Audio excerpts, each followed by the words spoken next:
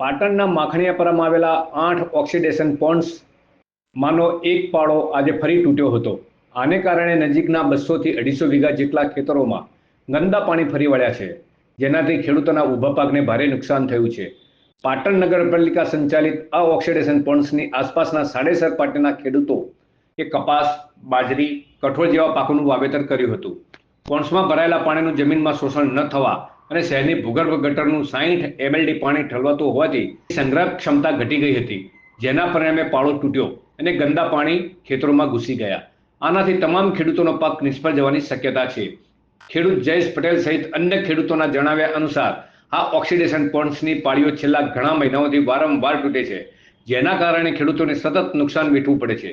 આ બાબતે ખેડૂતોએ પાટણ નગરપાલિકાને વારંવાર રજૂઆતો કરી હોવા છતાં કોઈ નક્કર કે ઠોસ પગલાં લેવાયા નથી।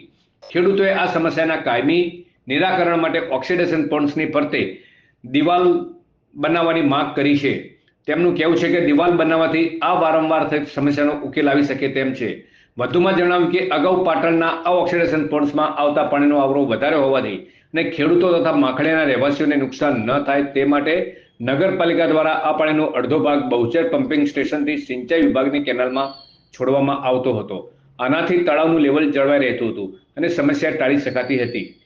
પાટણ નગરપાલિકાના માખણીયા ખાતે આવેલા ઓક્સિડેશન પોન્ડ આજે છેલ્લા 4 મહિનામાં ચોથી વખત તૂટતા ખેડૂતોના ઓઠે આવેલો કોળીઓ અત્યારે છીનવાઈ જાય એવી પરિસ્થિતિ ઊભી થઈ છે। તમે જુઓ, પશુઓનો ઘાસચારો બધો ડૂબી ગયો, કપાસ, એરંડા નાના નાના હોય બધા ડૂબી ગયા। રાયડાના વાવેતરનો સમય, પેટે પાટા બધી ચોમાસું સિઝન તો ફેલ ગઈ હતી અને અત્યારે ફરીથી વાવેતરનો સમય હતો ત્યારે ફરીથી આ તળાવો તૂટતા આજે આ વિષમ પરિસ્થિતિ ઊભી થઈ। લગભગ 200 થી 250 વીઘા ખેતરોની અંદર પાણી ફરી વળ્યા। આ છૂટક્યા છે, અમારે નગરપાલિકાના ટ્રેક્ટરો રોકવા પડ્યા, સાધનો રોકવા પડ્યા, ત્યારે અત્યારે નગરપાલિકાએ ગંભીરતાથી લીધું છે અને આજે એમની મિટિંગ કરી અને આનો નિકાલ કરવાની ખાતરી આપી છે। અધિકારીઓને એમને સમજ ના પડતી હોય તો અમે તો કિસાન પુત્ર છે, પાણીનો કેવી રીતે નિકાલ કરવો એની અમને આવડે છે। અમારી સલાહ લે તો 48 કલાકની અંદર આ પાણીનો અમે નિકાલ થઈ શકે, ખેડૂતોનું નુકસાન ના થાય, આગળના ખેડૂતો પણ આના પાણી ગટરના પાણીનો કદાચ એમને લાભ મળે ખેતીમાં। અને જો આજે 48 કલાકમાં અમારું પાછું આનું નિરાકરણ નહીં લાવે તો 48 કલાક પછી અમે આ રસ્તા સદંતર બંધ કરી દઈશું અને નગરપાલિકાનું પાણી કે કચરો કશું નાખવા દઈશું।